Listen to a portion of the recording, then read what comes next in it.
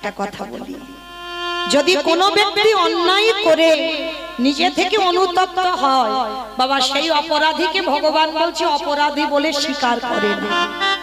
মানে নিজে ভালো করে জানি আমি এটা ভুল করেছি, অন্যায় করেছি, আর অন্যায় করে তুমি যদি তার কাছে ক্ষমা চাইতে পারো, আর ক্ষমা চাওয়ার পর সে আর দোষী থাকে না।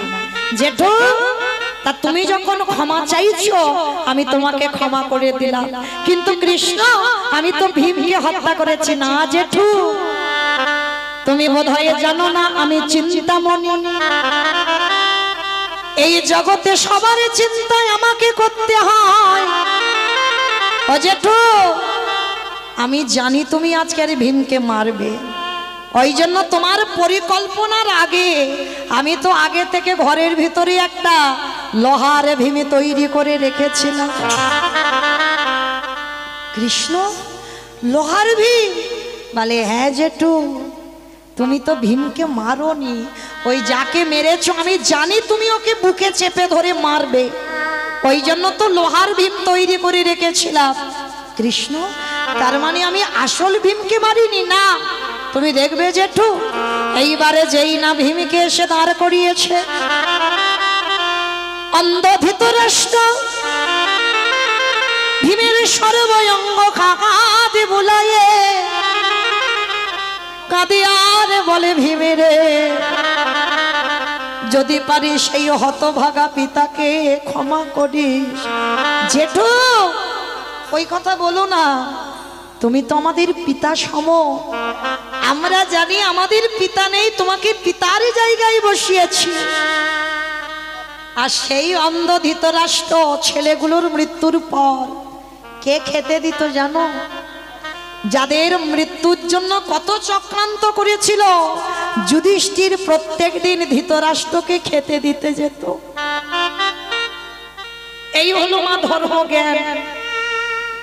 শত্রুকে শত্রু ভেবো না, তুমি যদি শত্রুকে মিত্রর জায়গায় বসাতে পারো তাহলে তোমার থেকে সুখী এই পৃথিবীতে আর কেউ হবে না। যে অন্ধ ধৃতরাষ্ট্র 5 জনকে মারার চক্রান্ত করেছিল, আর মারার চক্রান্ত করে বাবা নিজের ছেলেরা চলে গেল, শেষের দিনে যখন কেউ ছিল না বংশে অন্ধ ধৃতরাষ্ট্রে, তখনই তো যুধিষ্ঠির খেতে দিতে যেত। আচ্ছা বাবা, যাদের মৃত্যুর জন্য কত চেষ্টা করেছিল তাদের হাতের অন্নে প্রতিপালিত হচ্ছে অন্ধ ধৃতরাষ্ট্রের মা গান্ধারী, নিজে নিজে অনুতপ্ত হয়ে যাচ্ছে। আজ আমি 100 ছেলের বাবা, আর এখন আমার কাছে কেউ নেই। যুধিষ্ঠির, ও জেঠু, আমি জানি তুমি কষ্ট পাচ্ছ, তুমি তোমার বিবেক দংশন করছে, তুমি মনে করছো আমাদের এত খারাপ চেয়েও আমাদের কাছেই তুমি আছো। জেঠু, আমাদের কোনো কষ্ট নেই, তুমি তো পিতার সমান, আমাদের মারতে পারো, আমাদের বকতে পারো, তা বলে কি আমরা ধর্মচ্যুত হব? অন্ধ ধৃতরাষ্ট্র করজোড় করে যুধিষ্ঠিরকে বলছে, যুধিষ্ঠির, এতই যখন ভালোবাসিস বাবা, একটা জিনিস চাইবো তোর কাছে, তুই দিবি বাবা একটু? ও জেঠু, বলো তুমি কি চাও? তুমি যদি আজকের আমাদের জ্যাঠামশাই হয়ে যদি এখানে দাঁড়িয়ে আমাদের প্রাণ নিতে চাও, আমি হাসতে হাসতে দিয়ে দেব। বলো জেঠু তুমি কি চাও? না, একবার আমার কৃষ্ণকে এনে দেখাবি। এই জায়গাটায় মা খুব ভালো করে শুনবে, শত্রুর শেষ পরিণতিটা কি হয়। একবার কৃষ্ণকে এনে দেখাবি। ও জেঠু, ঠিক আছে, আমি কাল সকালবেলা কৃষ্ণকে বলবো যে আমার জ্যাঠামশাই তোকে একবার দেখতে চেয়েছে। সকাল হয়েছে, কৃষ্ণকে খবর দিয়েছে, কৃষ্ণ এসে দাঁড়িয়েছে। জ্যাঠামশাই, শুনলাম তুমি নাকি আমাকে একটু দেখতে চেয়েছো। হ্যাঁ কৃষ্ণ, আমার কাছে আয়। সর্বাঙ্গে হাত বুলিয়ে দেখছে ধৃতরাষ্ট্র। কৃষ্ণ, জীবনে তো অনেক কিছু তোর কাছে চেয়েছি, না চাইতে আমার পরিপূর্ণ করে দিয়েছি সংসার। আমি 100 ছেলের বাবা, আজকের আমার কাছে কেউ নেই। আমি যুধিষ্ঠির অন্নে প্রতিপালিত হচ্ছি। আজকে তোর কাছে একটা জিনিস চাইবো, দিবি বাবা। জেঠু তুমি কাঁদছো কেন? তুমি একবার চেয়ে দেখো আমার কাছে কি চাও। ওরে কৃষ্ণ রে, তোর চরণে আমার নিবেদন,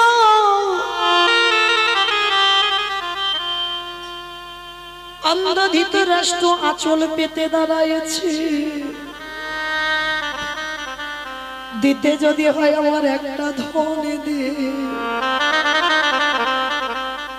কি দেব জেঠু? কৃষ্ণ, ক্ষণকালের জন্য, ক্ষণ সময়ের জন্য তুই আমার এই দৃষ্টি শক্তিটা একটু ফিরাইয়ে দে। ও জেঠু, তার মানে তুমি আমাকে একটু দেখতে চাও, তাই তো? আর পৃথিবীটাকে একটু দেখবে, ওই জন্য তুমি তোমার চোখটা চাইছো না কৃষ্ণ? পৃথিবী দেখতে চাই না, তোর ওই ভুবন মঙ্গল ভোলানো রূপ, গোপবেশরে বেনুক শ্যামে নব কৈশোরে নট, নরলীলা হয়ে তাকার সর। কৃষ্ণ রে, ওই রূপ একবার আমার সামনে এসে দাঁড় করা। ও যেটু, তুমি আমার ওই রূপ দেখবে? ঠিক আছে, তুমি একটু দাঁড়াও, আমি তোমাকে দেখাচ্ছি। ভগবান করুণার হাতটা ধৃতরাষ্ট্রের চোখে বুলিয়ে দিল। আরে যেই না ভগবান পরশ করেছে, পরশমণির পাথরে যদি লোহাতে ঠেকানো হয়, লোহা নাকি সোনা হয়ে যায়। আরে জগতে যদি কেউ গোবিন্দ পরশ করে, তার হৃদয়ে নাকি সোনা। যে হৃদয়ে ভগবান,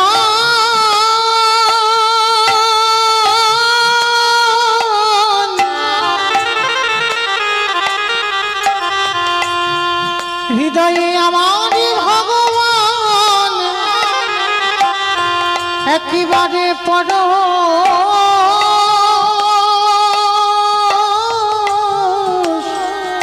পরশ করে,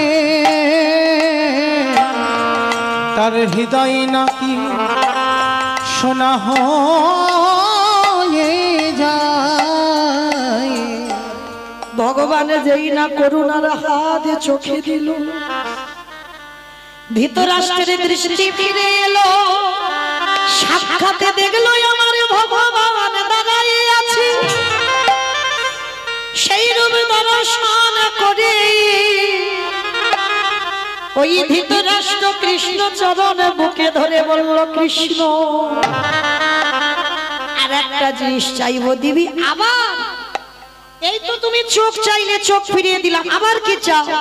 কৃষ্ণ আর একটা জিনিস দিবি। কি চাও জেঠু? দে দে আমার অন্ধ করে দে দে আমায় অন্ধ করে দে রে। ওরে যে নয়নে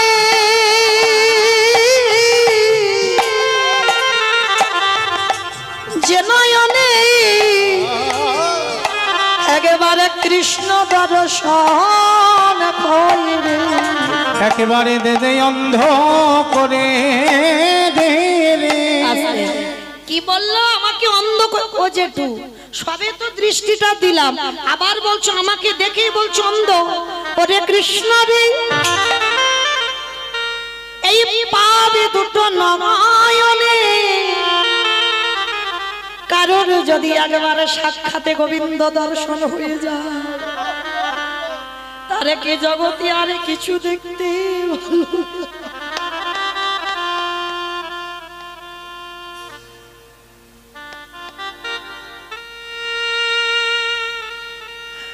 হরে কৃষ্ণ রে। একেবারে যখন পাবে নয়নে তোকে দেখে আরে আমি অন্য কিছু দেখতে চাই না, এবার আমাকে বিদায় দে, এই সংসারে ছেড়ে গান্ধারীকে নিয়ে আমি এবারে ব্রহ্মচর্য পালন করি, আমি বনবাস। কৃষ্ণ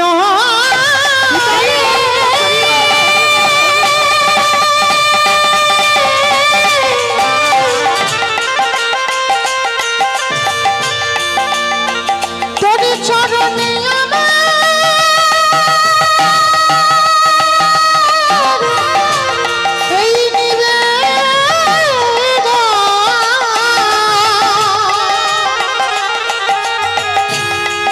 একেবারে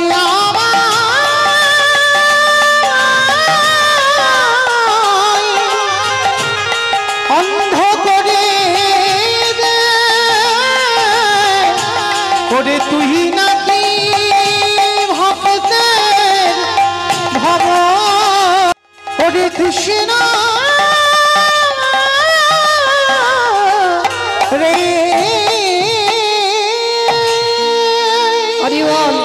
কাগজটা বন্ধ করো দেয়া। তাহলে ধৃতরাষ্ট্রকে দেখে কি মনে হলো, আগে হোক বা পরে হোক সবাইকে গোবিন্দ চরণ ধরতে হবে। কি গো, যে যাই করো না কেন আগে বলো আর পরে বলো, ধরতে তোমার হবে। যদি এ জন্মে না চরণ ধরো, এর পরের জন্মে ধরতে হবে, তার পরের জন্মে যদি না ধরো, কোনো না কোনো জন্মে আমার গোবিন্দ চরণ ধরতেই হবে। কারণ সংসার সুখের হয় পুরুষের গুণে। কি বললো? পুরুষের গুণে, রমণীর গুণে? তাহলে কোনটা ঠিক, পুরুষ না রমণী? পুরুষের গুণে। রমণী তোমরা জানো তো বাবা, এটা খনার বচন, আমরা সবাই জানি। সংসার সুখের হয় রমণীর গুণে। তাহলে মনে করতে হবে একটা নারী পারবে তার পরিবারটাকে কৃষ্ণ ভক্তের পরিবার করতে। ভুল বললাম না? ভালো করে হৃদয়ঙ্গ করবেন মা। একটা পুরুষ না যত তাড়াতাড়ি পারবে, একটা নারী কিন্তু পারবে তার পরিবারটাকে কৃষ্ণ ভক্তের পরিবার করতে। যদি বলো কি করে, প্রমাণ আছে, প্রমাণ দিয়ে বলবো। আমি একটা বানানো কথা, একটা আজে বাজে কথা বলবো না মা, একেবারে প্রমাণ দিয়ে বলবো। দেখো একটা নারী সংসারে কি করতে পারে, কারণ এখানে আমার অনেক মায়েরা আছে, বিশেষ করে বোঝা দরকার, বলা দরকার। ভালো করে শোনো মা, এক নারী জন্ম নিয়েছিল ভক্ত পরিবারে। ভালো করে কথাগুলো শুনবেন, কেমন হৃদয়ঙ্গ করবেন। আর যদি আমার কথাটা শুনে মা কারোর এতটুকু চৈতন্য, একটু চেতনা ফিরে যায়। মেয়েটার নাম ছিল বাবা সত্যবাই। ছোটবেলা থেকে ভক্ত পরিবারে জন্ম নিয়েছিল। বাবা মা প্রসাদ বুঝেছিল, মেয়েটা গর্ভে থাকাকালীন প্রসাদ পেত। আর মায়েরা, যে মেয়েটা গর্ভে থাকাকালীন প্রসাদ পেতে পেতে জগতে এলো, জগতে জন্ম নিয়েও প্রসাদ পায়, কিন্তু দুর্ভাগ্য তার কপালে এমন লেখা ছিল, বাবা মা দেখাশোনা করে মেয়েটাকে যার হাতে দিল বাবা, একেবারে ঘোর নাস্তে। এটাই তো পরীক্ষা। ভগবান একবার ঘষে মেজে দেখবে না, যে দেখিও কি করে পারে আমার জায়গাটাকে রেখে দিতে। যে মেয়েটা ছোটবেলা থেকে ভক্ত পরিবারে বড় হলো, আর বাবা মা বিয়ে দিল এমন একটা পরিবারে বাবা, একেবারে নাস্তিক, মানে কৃষ্ণ তো ভালোবাসেই না, মানে বাড়িতে কোনোদিন নিরামিষ আহার হয় না, সে বৃহস্পতিবার একাদশী এসব কিছুই হয় না, মানে ঘোর নাস্তিক একেবারে, মানে এমন নাস্তিক এখন আছে বলে মনে হয় না। তা এই সত্য মা বিয়ের পরে এমনই একজন নারী ছিল, একদিনের জন্য বাবা বাপের বাড়ি গিয়ে কোনো নালিশ জানায়নি, যে মা তুমি আমার এমন বাড়িতে দিলে, যে বাড়িতে বাবা কৃষ্ণ ভজন নিষিদ্ধ, যে বাড়িতে ভগবানের নাম করা নিষেধ, যে বাড়িতে ভাগবত পাঠ করা যায় না, যে বাড়ি থেকে বাবা একটা পা বের করা যায় না। একদিনের জন্য কোনো অভিযোগ জানায়নি বাপের বাড়ি। যতটা পারত সত্যমা নিজের হৃদয়ে অন্তরে চেপে রাখতো। আর ভগবানের ডাকতো কখন জানো?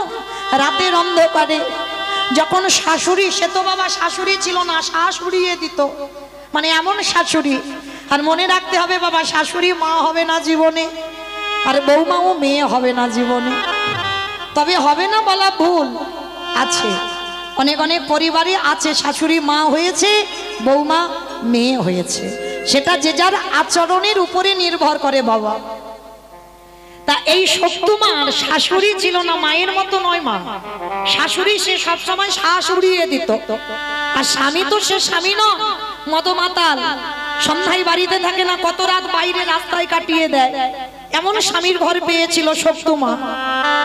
কিন্তু সর্বদা সকাল থেকে আর রাত্রিতে ঘুমাতে যাওয়া পর্যন্ত মা সংসারে যাবতীয় কাজ নিজের হাতে করত, কোনো কাজের মেয়ে ছিল না। অতুল সম্পত্তি ছিল, দোতলা বাড়ি, পাথর সেটিং করা। কিন্তু মা কি করতো জানো? সকাল ভোরবেলা থেকে উঠে ওই যে বাসন মাজা, ঘর বাড়ি পরিষ্কার, জামা কাপড় কাচা, রান্না করা, আর সব কাজ করতো, কিন্তু সদাই অন্তরে আমার গিরিধারীর নাম করত।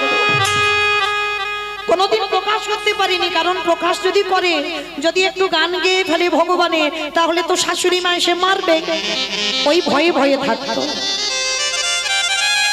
একদিন সত্যমা কি করেছে, বাসন মাজছে সকাল সকাল, আর কয়েকজন বৈষ্ণব মিলে বাবা ভাগবত পাঠ হবে গ্রামে, বলতে বলতে যাচ্ছে। তা সত্যমা বাসন মাজতে মাজতে শুনতে পেয়েছে গ্রামে ভাগবত হবে। এক সপ্তাহ, একটা দুটো দিন নয়, এক সপ্তাহ ভাগবত হবে। তা সত্যমা যেই না শুনেছে, তা মনে মনে ভাবছে আজকের একটু শাশুড়ি মাকে বলবো। আর এমনই মেয়ে ছিল মা, কোনোদিন অনুমতি ছাড়া বাইরে পা দেয়নি। তার শাশুড়ি মার কাছে গিয়ে গলায় কাপড়টা দিয়ে বলছে, মা একটা কথা বলবো মা। কি কথা? ওই যে বললাম শাশুড়িয়ে দেবে কথা বলেই। বৌমা যেই না হাত জড়ো করেছে, বলো কি চাও? মা বলছিলাম আমাদের গ্রামে আজকে থেকে এক সপ্তাহ ভাগবত পাঠ হবে। ও মামা, আমি আজকে সন্ধ্যাবেলায় একটু ভাগবত পাঠ শুনতে যাব। অসম্ভব, তোমার সাহস তো কম নয়। ঘরের বাড়ির বউ হয়ে তুমি বাইরে যাবে, ওই পাঠক ঠাকুর ওরা পাঠ করবে, আর ওদের সঙ্গে সামনে বসে তুমি ভাগবত শুনবে? কখনো যেতে দেব না। ছেলে আসতে ছেলের কানে লাগিয়েছে, আর যখন ছেলেকে বলল বাবা একটা স্ত্রীকে মারবার জন্য বাড়ি রেডি করে রেখেছিল, যখনই শুনেছে সত্য ভাগবত পাঠ শুনতে যাবে, সন্ধ্যাবেলায় এসে ওই বেতের বাড়িটা দিয়ে সত্যমাকে বেত্রাঘাত এত মার মেরেছে, সর্বাঙ্গ থেকে রক্ত ঝুড়ে ঝুড়ে। একটা দিন বাপের বাড়ি জানায়নি লালিশ, শুধু ভগবানের কাছে জানাতো তুমি যখন এটাই চেয়েছো আমি মেনে নিলাম ঠাকুর, তবে বিনিময়ে সহ্য করব সেই শক্তিটুকু তুমি আমায় দিও। এত মারা মেরেছে সত্যমা ঘরের দরজা বন্ধ করে বসে বসে খাচ্ছে। গিরিধর, তোমায় ভালোবাসলে যে তার জীবনে এত কষ্ট হয়, তোমায় ভালোবাসলে যে তার জীবনে এত জ্বালা যন্ত্রণা হয়, আমি যদি জানতাম আমি কোনোদিন তোমায় ভালোবাসতাম। ও গো গিরিধর,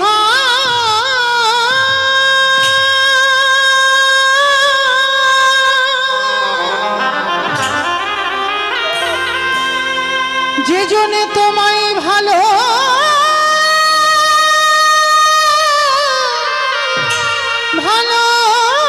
ভালোবাসে,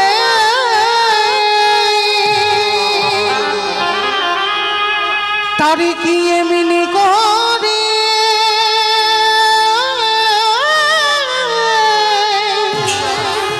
কাঁদিতে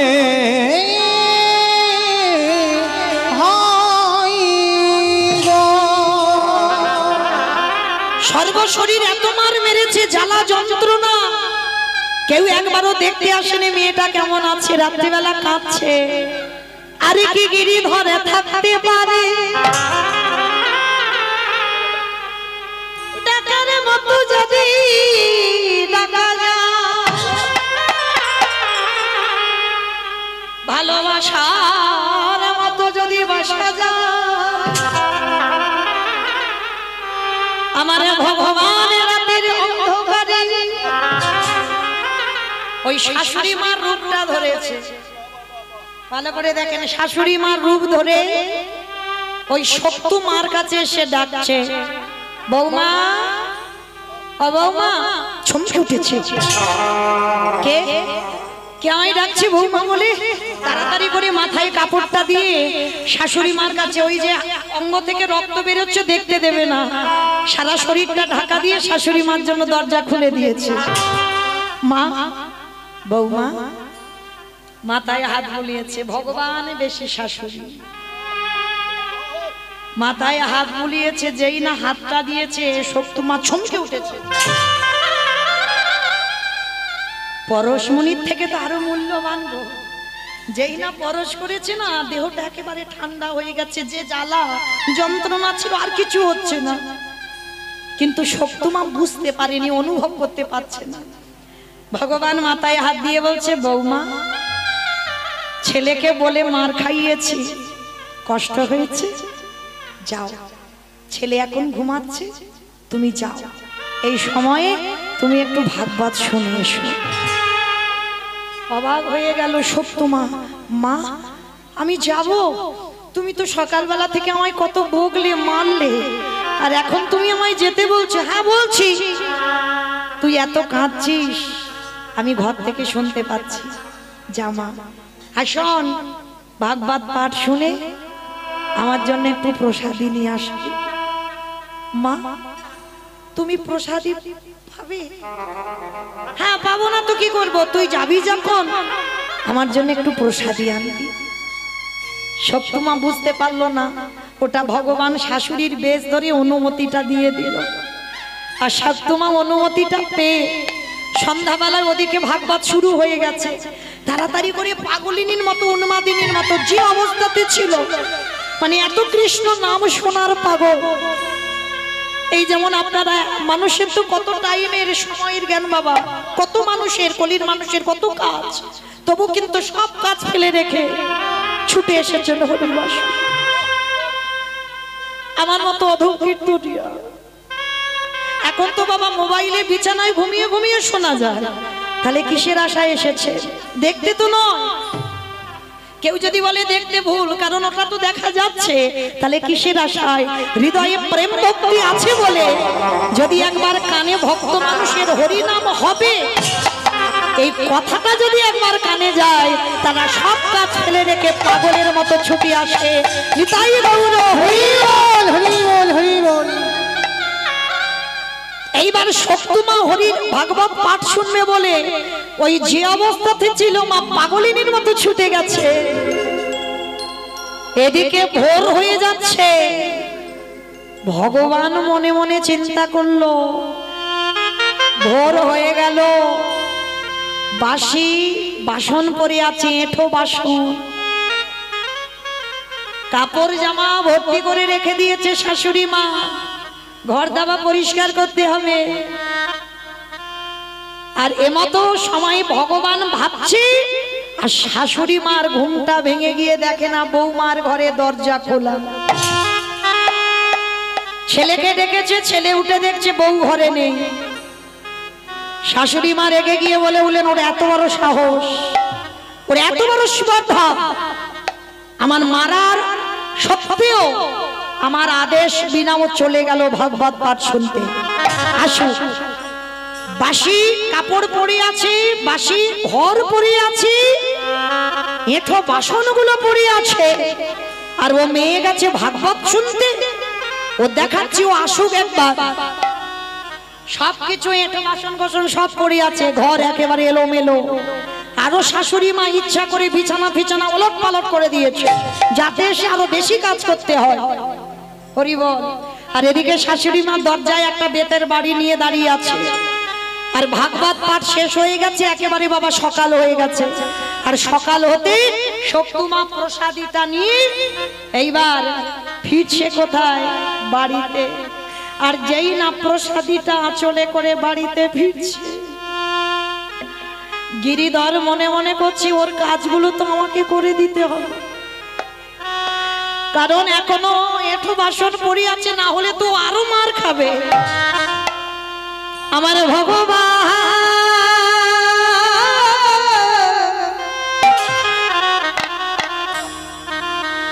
ভক্তের মার খাবার ভয় নিজের হাতে ভগবান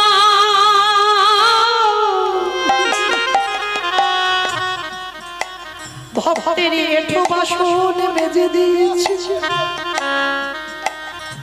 সকালবেলা ভগবান নিজের হাতে ঘর মুছে দিয়েছে। যত জামা কাপড় ছিল ভগবান কেচে মেলে দিয়েছে। বাসি বিছানা পরিষ্কার করে গুছিয়ে রেখেছে। সব কাজ আমার ভগবান রেডি করে রেখে দিয়েছে। আর ওদিকে সপ্তমা ভাগবত পাঠ শুনে আসছে। শাশুড়ি মা দরজায় দাঁড়িয়ে যেই না সপ্তু পাটা দিয়েছে, দাঁড়া, তো সাহস হলো কি করে? আমার আদেশ ছাড়া তুই ভাগবত শুনতে গেলি?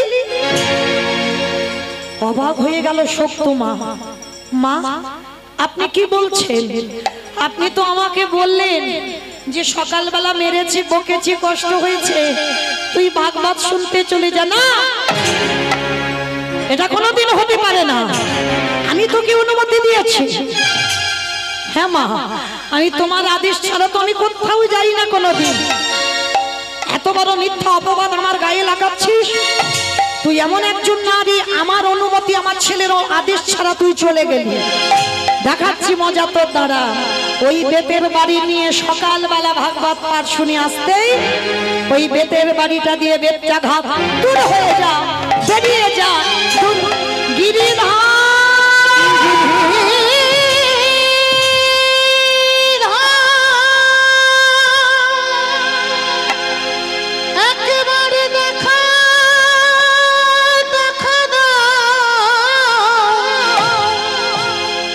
তুমি নাকি বের করে দাও হকেতে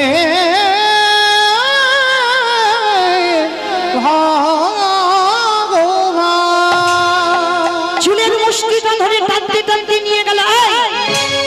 সকালবেলা এঁঠো বাসন কে মাজবে? বাসি কাপড়গুলো কে ধোবে? আমাদের ঘর বাড়ি কে মুছবে? তুই যে ভাগবত পাঠ শুনতে গেলি। শাশুড়ি মা চুলের মুষ্টিটা ধরে যেখানে এঁঠো বাসন ছিল সেখানে নিয়ে গেছে। গিয়ে দেখে না বাবা এঁঠো বাসন মেজে পরিষ্কার করে গুছানো। বাসি কাপড় জামা যেখানে ভর্তি করা ছিল সব কেচে ছাদে মেলে দেওয়া। বিছানা, বাসি বিছানা পরিষ্কার করা। ঘর বাড়ি চকচকে করে মুছে রেখেছে। রান্নাঘরে সব বাসন পরিষ্কার, রান্নাঘর পরিষ্কার। শাশুড়ি মা বুঝতে পারলো না। সপ্তমা গিয়ে দেখছে গিরিধরের অঙ্গ গন্ধ চারিদিকে ছড়িয়ে আছে। এত মারা মেরেছে মেয়েটাকে, হাত চলবার ক্ষমতা নেই। ডাক দিল, গিরিধর। সেদিন তুমি মীরার সেই বিষটা অমৃত করে দিয়েছি, আর আজকে তুমি আমার কাজগুলো নিজের হাতে করেছো। আমি জানি এটা তোমারই লীলা। তার মানে আমার শাশুড়ি অনুমতি দেয়নি, তুমি আমার শাশুড়ি সেজে অনুমতি দিয়েছো। প্রভু, সেই যদি কৃপা করলে, আমি মার খেয়েছি, আমার কোনো কষ্ট নেই। হেদায় আমার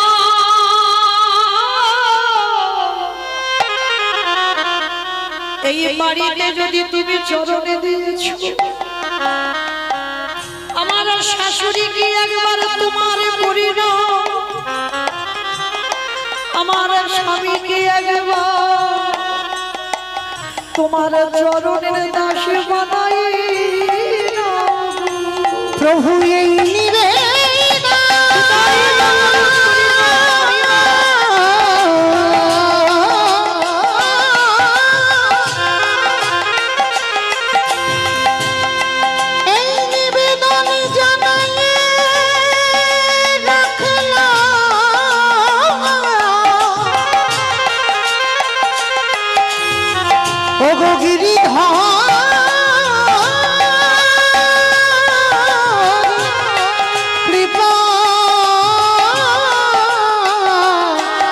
কৃপা